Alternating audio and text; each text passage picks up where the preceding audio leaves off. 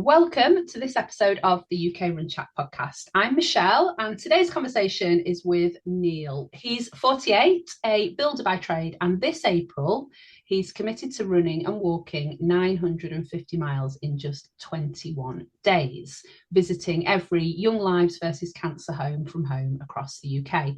Now, on paper, it's an enormous endurance challenge, around 45 miles a day. But behind the distance is something deeper. Neil was diagnosed later in life with ADHD. He's navigated addiction, rebuilt his identity, and discovered endurance sport. Thank you for joining us on the podcast today, Neil. Take us back, first of all, before we get into your mammoth challenge that's coming up in April. So who were you before endurance running entered your life? When did that all begin for you? So mid-20s. So at the age of 23, coming on 24, I was at a big, massive session, drink, drugs. And I said to all my friends, tomorrow I'm going to get up in the morning. I'm not going to drink anymore. I'm going to go to the gym and I'm going to start bodybuilding. Everyone laughed at me, but that's exactly what I did. I got up in the morning, still hungover, went to the gym, signed up a membership. Then my addiction became different. I got addicted, taking steroids, trying to get the ultimate that way. I got through to my late 30s. I'm trying to cut a long story short. I got through to my late 30s.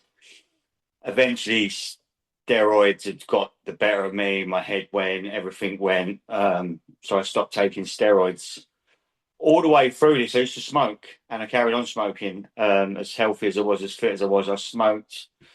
I went to do a run with my son in my early 40s and I couldn't run. So that was the moment I went, oh my God, I need to sort this out. So everything sort of fell into place at once. So long story short was I entered Who Dares Wins at the age of 44. The last year I could enter it, I was 43, you could only enter it up to 44. I was convinced that I'd pass every challenge, which I did. So it was during COVID. So during that time, everything was done on calls and Zoom, and you would record certain things. Well, I did. My wife entered me, and I cleared every round easy: the push-ups, the military press-ups, the chin-ups, all sorts. And I was convinced. And I had this run. I think it was 9.5 minutes. You have to do a mile and a half. Right. In my head, this is easy. I could do this, no problem. So I didn't train for it. And then my wife kept saying, you're going to do this run, you're going to do this run. I went, yeah, that's right, we'll go and record it. So she had to record me I had to record myself on Strava. She had to cycle behind me and record me. I got 200 yards down the road and I knew I'd failed. So it became a standing joke where everyone sort of made a joke and everyone was going to me, oh, you're this big, fit guy, but you couldn't run a marathon. So I literally just went, okay, so that day I signed up for the Brighton Marathon. Right. And I stripped from an 18-stone bodybuilder to a 14-stone, still really muscly guy. I remember mile 23, the people that were saying to me, like, they was clapping me because it was like, what's he doing at mile 23? So September that was, because they held the Brighton Marathon just after COVID in September. So I stripped down. But while I was training for this, some guy, David Bram, said to me, why don't you do Land's End to John O'Groats? Because everyone knows my personality. And, if you say something, come like a dog with a bone, I get it and I do it.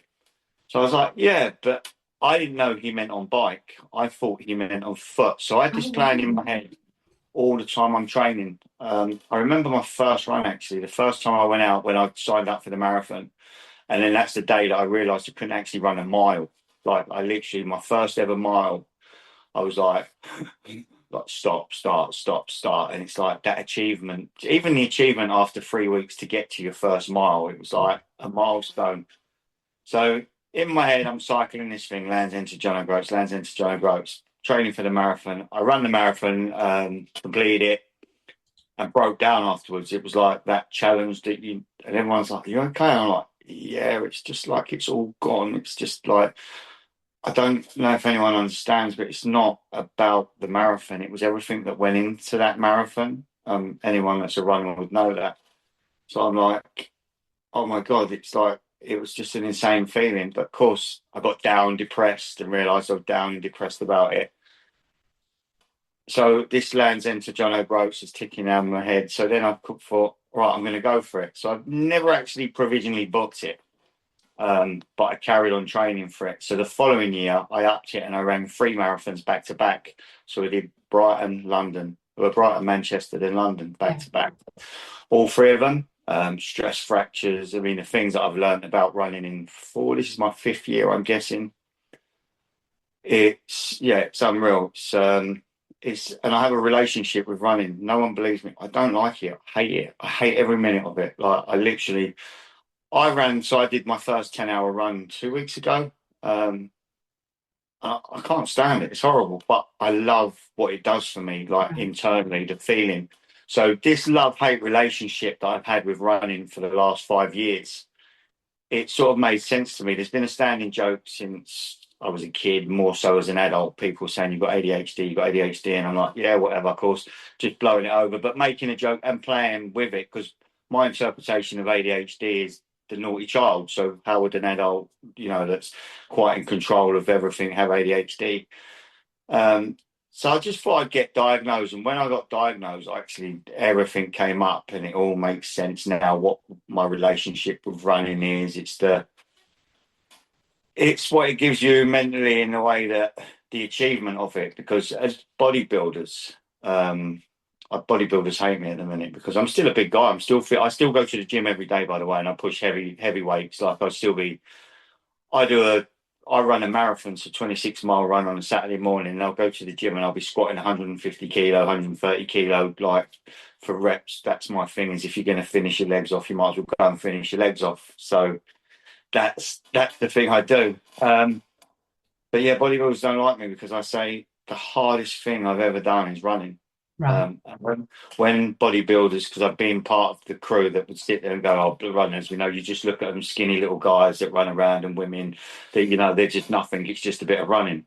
But it's not. The pain levels that I explain it like that. If I went to the gym and I could bench press 100 kilo, every time I go to the gym, that 100 kilo would be so easy and so simple. I just press it. If you can run 7 miles plus, that 7-mile run is never the same. Some days it's different. Some days it's more painful. Some days your legs hurt more. Some days your breathing's harder. It's always different. There's no pattern to it. And I think that's the love-hate relationship right there, is the fact that it's unpredictable. Every time I go out, you're just going to push to different levels all the time. Your achievements are never consistent. It took me, funny enough, till this year to realise. So I actually hired a running coach through this, and he's constantly trying to keep my paces down, keep them dropped, and I couldn't understand. I thought, but I'm training for a marathon, so obviously I just want to train to get the quickest time. So last year, the amount of stress fractures that I ran through was unreal. Not healthy, but I ran through them, and the reason I'm getting them is eventually I think that's an ADHD thing, and if you don't experience it, you don't understand it. So of course I'm getting told it, but I'm not listening because I can't work out science in my head.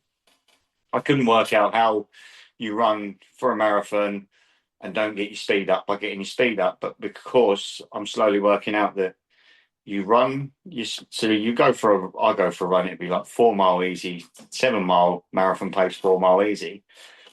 And at the same time, the time it takes me to do that is the time on my feet, and the run is in the middle. And it took me ages to comprehend that. And I had to go through loads of trauma and loads of pain and X, Y, Z to get to it. But yeah, so that's the story of where I'm going and where I've got in my head. Challenge is going to be easy, I think. You think?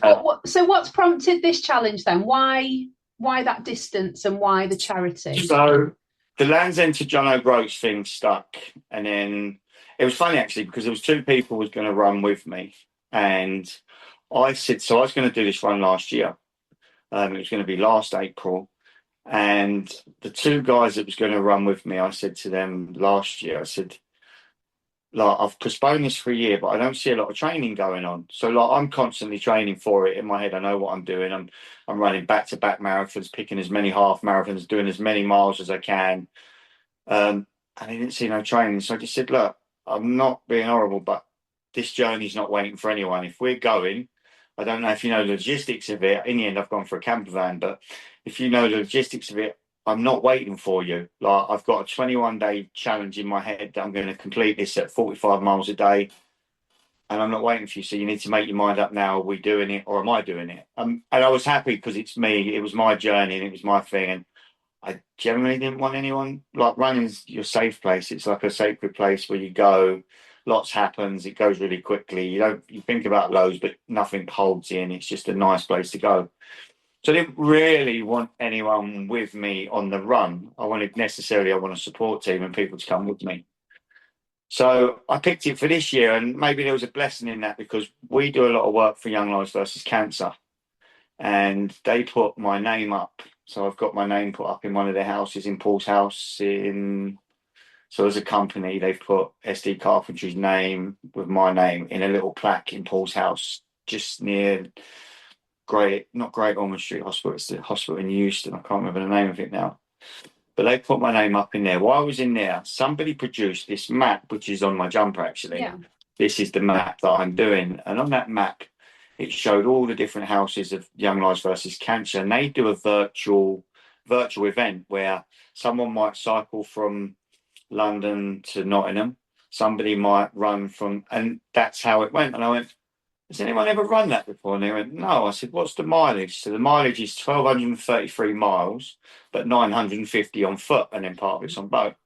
I said, okay, it's 100 more than Land's End to John O'Groats is on foot. I said, I'll do that then. Like, that makes it more personal, more in-house. The idea is, I said, I want the money raised and the awareness raised to be bigger than what I'm doing and bigger than me. And that in-house personal bit where I'm visiting all the home from homes makes it now personal, which means there'll be more awareness as I go around the country. There'll be more people expecting me to come, more people donating, more people, and so forth. I didn't want to. It's hard to say it's not about me because it is about me, but at the same time, I want that to be bigger than me. So the funds raised needs to outweigh the effort gone in, the time. The 3 weeks I'm giving up is probably the minimal. I'm injured at the minute. I've got something's happened to my hip. So at best, I'm walking at the minute. I've got 5 weeks on Wednesday. So I'm trying to play as safe as I can. I know the miles in my legs is probably important, but not getting totally injured is more important. So I'm trying to play that safe. And now that's an ADHD moment because now I lost my train of thought. So, well, yeah, I've got a few questions from that anyway. Cool. So you mentioned that you're not running with anybody now, so you're doing it with just a support crew. How are you going to be structuring your days then, in terms of, because you're obviously be walking lots of it as well.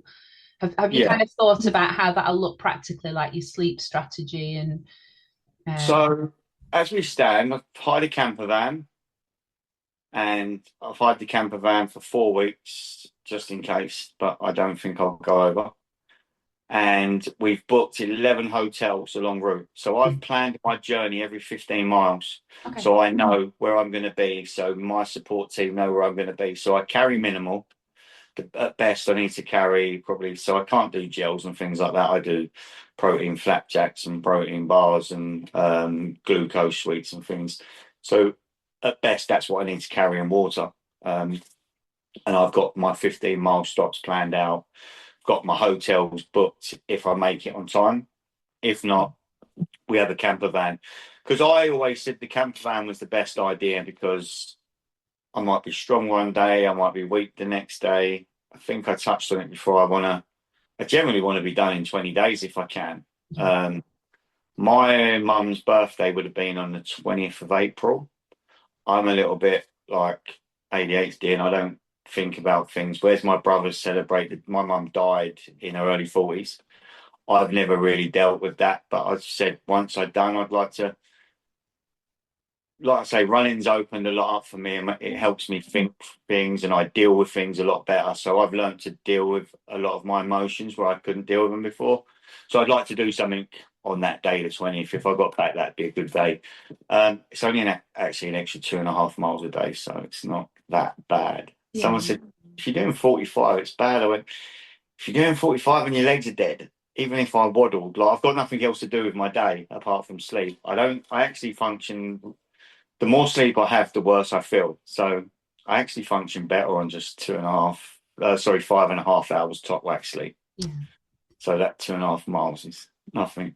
So have you done anything like this before? Because it's a 3-week challenge where you'll be doing a significant amount of mileage every day. Have you done anything that compares to it before? No. No.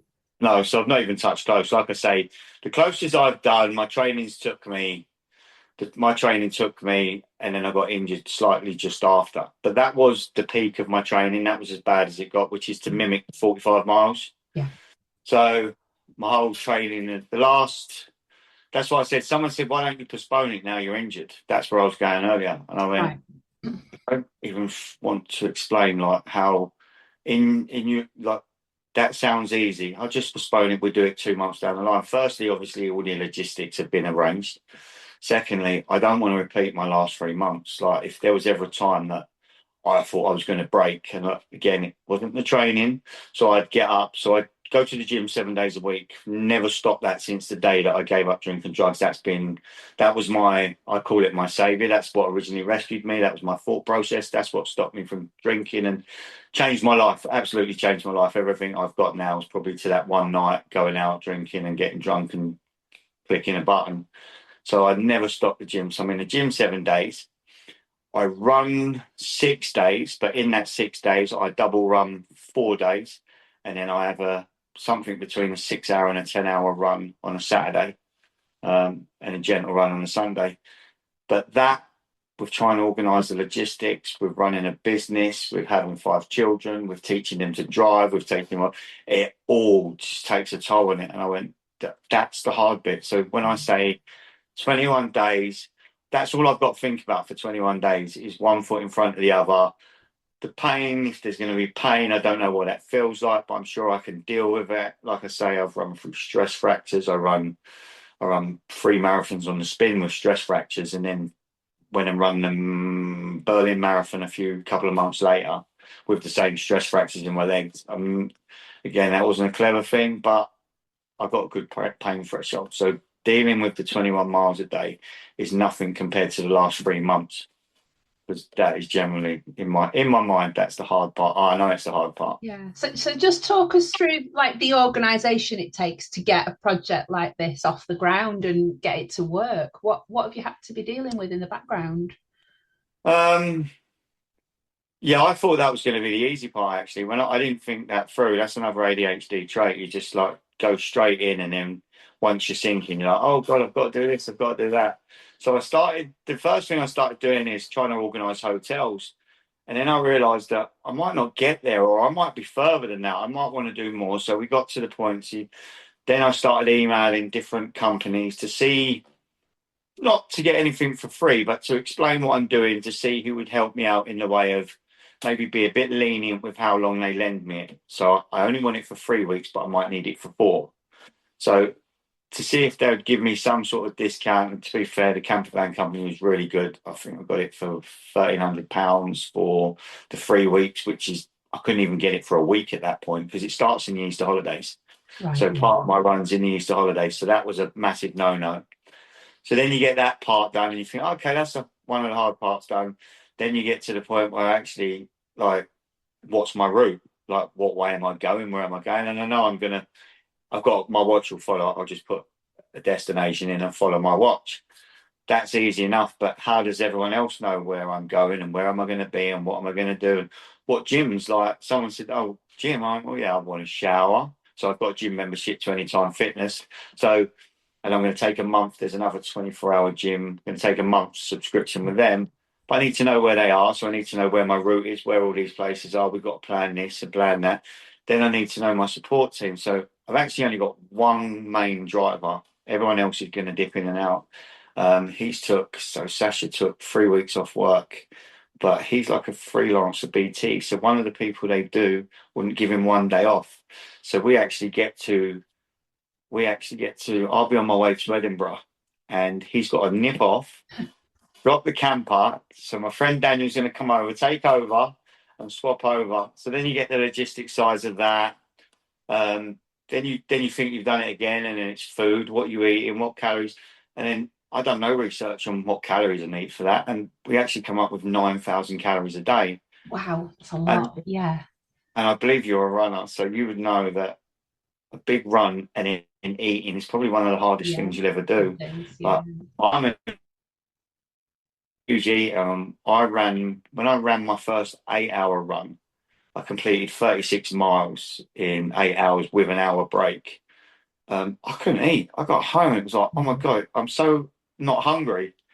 Um, so I actually, again, that's where you learn. I'm constantly learning on route. So it's, everything's a blessing when it happens. So I literally didn't eat, went for a 5 mile run in the morning, and I had no energy. I was like so drained, and oh my God, this is why it's so important to eat. And I should know that because of the bodybuilding background. And I also, another mistake I made actually, when I went from bodybuilding to running, I instantly made the schoolboy error of thinking, actually, I'm now running. I don't have to train my legs as hard. And that's where I learned where all my stress fractures came from. So, touch wood, for the last year, I've literally gone back to all compound exercises. I do squats, deadlifts, remaining squats, split squats, everything. And I haven't had one single stress fracture. And it's like, it took me 3 years of training and realizing. And so, me and my running coach, Kelvin, we started to data everything. And I thought, I worked out the one thing that's actually missing is I'm not strengthening my legs. And if you're a 15 stone man with loads of muscle running distances that, are not built for me, apparently, you're putting so much pressure on your legs. I need that strength and that muscle around my legs. So everything that my head was saying was the opposite. My head was saying, oh no, you're running now. You don't need to, you don't. And then I got quite obsessed with trying to lose weight because that was my next thing. I'll just lose the weight, lose the weight. But then to lose the weight, you're dropping the calories because if you're going to the gym 7 days and you're running between 60 and 100 miles every week, you actually need to eat a lot of food. So you're never going to lose the weight without sacrificing the energy. So many lessons have been learned. And I think, touch wood, as much as it might slightly affect my fitness, this little injury I've got going on at the minute is probably the reason I'm sitting in front of you today. Because me and my eldest son contacted you, actually. Me and my eldest son sat down. I haven't been able to run this is the second week now. I'm slowly getting, basically I had my hip was inflamed. I've had 2 back operations. I had L4 and L5 disectomy. There's a few things actually that says I shouldn't be running. One is I only actually got one lung as well. But I've had L4 and L5 disectomy. So what happens is my right side hip overworks because it compensates for what this side doesn't want to do.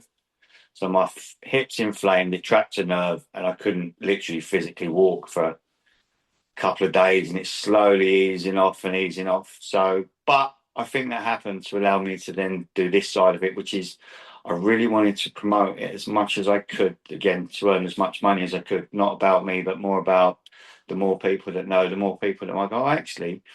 So if I said the route, I go from London to Nottingham, Nottingham to Edinburgh, Edinburgh to Glasgow, Glasgow over to Belfast, Belfast over to Manchester, back to Bristol, to Southampton, and then back to London. So the more people that know I'm doing that, the more awareness, the more money, the more people that might join me, because that's the dream. Like I say, I want to be on my own for a bit, but I also, there's going to be parts of me that wants like that little lift of like, sometimes it's good to have that bit of pressure. So I love pressure where, like the marathon, you can't. So them things you can't, but there's also a good bit of pressure and actually look at all these people that are backing you. Like when you realize how many people are backing you. It's funny, I said to someone recently that I got injured and I got really down. So I get down as soon as I was meant to do a load of promotional stuff actually 2 weeks ago, and my wife said, "You're not doing it." When I just feel like an imposter at the minute. And as much as I know in my mind I'm still going to run, I just felt in that moment that, but I'm not 100% at the minute doing what I've set out to do. So I sort of pulled back a little bit. And then you realise the one person that probably suffers the most is my wife, because I have these impulsive dreams and these things that I want to do, like taking on these big challenges. And she's the one that has to deal with right, I'm doing it, right, I'm gone.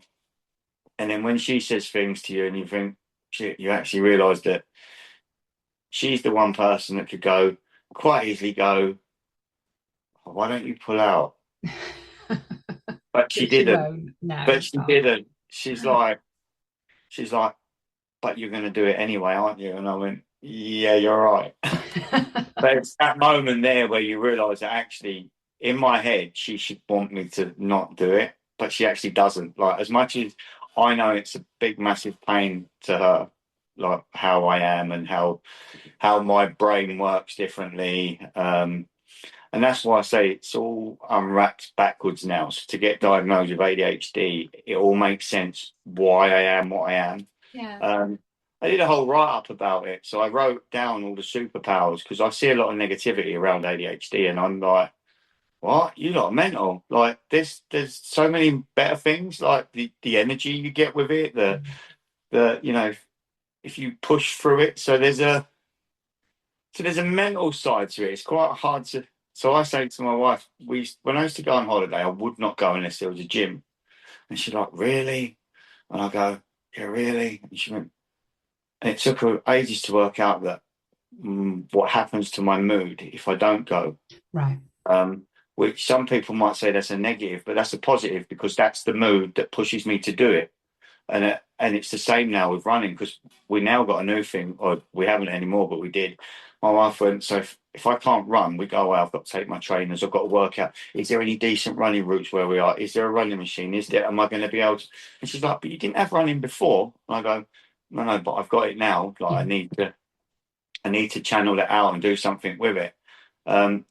Is it depressing? Maybe it is in the moment, but like I say, the long haul is the fact that because I want to do that so badly that I don't want to feel so bad. That's why I'm so healthy. Like I say, I smoked up until the first year. The biggest thing that got me to stop smoking was Charlie George. Couldn't do activities with him. It all fell in place with running the marathons. But the running was probably, so I've tried to give up smoking so many times. Never ever could I give up smoking, but I valued running so much that I couldn't start smoking. So as much as I wanted to smoke, it was like, no way, you've just got to your first half marathon. Like, I mean, my first half marathon actually, in between running for a marathon, which I didn't add, I ran while I was training, a charity event came up. There was three of us meant to do it. I turned up on a day we was meant to run 10K. It worked out a marathon split into three. It might have been 7K each. We was all meant to run 7K each with a 20 kilo vest on our backs for a little boy he had leukemia. So we turned up on the day to do it, but we didn't. It was just me. But there was a thing on the charity that three people had to complete to release the money. So I actually did it 3 times. So I ran my first half marathon, was split into three 7K runs with this vest on. And I think the last time I actually just wobbled around. Um, that that was my first half marathon. But like I could say, that's the magic that keeps you healthy and stops you from doing those things that you get addicted to, and you create a habit around smoking. And like I say, it's the biggest. If I was to ever say anything, drink, drugs. Yeah, I had a little relationship where it was hard to get away from them, but I think when I made that initial click, it was really easy. I never looked back once. Smoking, I've had this battle with it since I was a young kid, and I've always been healthy. My mum used to curse me, going, I used to play rugby, I used to play football, I used to do boxing. She said, why do you smoke? And my answer used to be, but you smoke, and everyone around you smokes. And that's why I was brought up around, and peer pressure from my friends, and I smoke. And before you know it, it's too late, you smoke. So when I defeated that, because the years that you had, it's just the biggest victory ever. And I owe that, like I say, I owe that to running, because if it wasn't for running, I don't think, like I say, I always say to people, so I do a bit of coaching on the side, life coaching. I'm accredited to be a life coach. And one of the things I always say, people say, how do you stop doing something? I said, you find something that's bigger and better that you hold more value to. If you want to, it's like if you look at smoking, if I value the fitness and the health and how my body's feeling and how I mean, if you run, like a big achievement's a mile. I mean, to run anything's a massive achievement. But you know yourself, the further you go, the more you push yourself, the bigger the reward, the better you feel. It's like, and it doesn't have to be for anything. So I'm not massively, I don't actually like running marathons and running things. I like to just run, just to go out and be on my own and run. I get anxiety around running. I get doubt when I run marathons. It's like all that training, and I could run 35 miles in a run and get to a marathon and think, I can't do this. I can't do this. It's but so you don't need medals and you don't need anything to get reward from running. You just get reward from running, Yeah. and that could just be.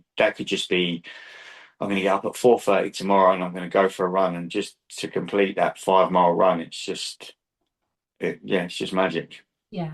Oh, thank you, Neil. We're running a bit short on time, so I just wanted to finish off by getting you to tell us where people can find you and support your fundraising. You've got a fundraising page, haven't you? Got a fundraising page which is on Just Giving.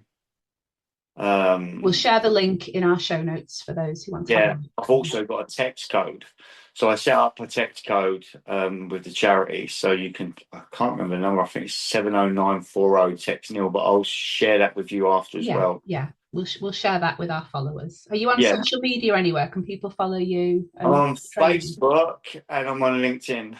Yeah. So, and then it's funny enough, on my notes to do, because when we talk about organising, the one thing I haven't organised is how people follow my route. Yeah. Now, I know my driver Sash is probably going to put a few videos up and we're going to do it that way, but there must be a better way of putting my route and people can see where I am. Yeah, maybe have a look on Instagram or TikTok or something so people can follow that way. Yeah. Yeah. It's a shame, really, actually, because in my impulsive behaviour, I used to have a massive TikTok account. So during lockdown, I'll tell you this one quickly. My daughter got me to set up a TikTok account to keep her friends entertained because I've got quite a playful builder's humour. This account blew up and I took it to all levels that people with ADHD would take it. It got so much. I was getting paid for it at one point. Wow. And I had to shut it down. Yeah. Because I looked at my phone one day and oh my God, I'm running a business and I've got like 8 hours screen time on my phone at the same time. This is not healthy. This is like dumb. So yeah, again, running helped me with that. So it was all around the same time because we got out of lockdown. I realised that this little thing that was keeping all my daughters and their friends happy was actually creating so many problems for me because it was just like insane. Yeah. Oh, well, Neil, thank you so much for sharing your story so openly today. We wish you all the best with your run. Do keep us posted with how you get on. Yeah, I will do. Yeah, and if people listening out there would like to support Neil in his 950-mile challenge and help him raise funds for Young Lives versus Cancer, then you can find the link in the show notes. If this episode resonated with you, please do get in touch. And as always, you can find us on Instagram and X and Facebook at UKRunChat. And if you enjoyed this episode, please leave us a review. Thanks for listening, and we'll see you next time.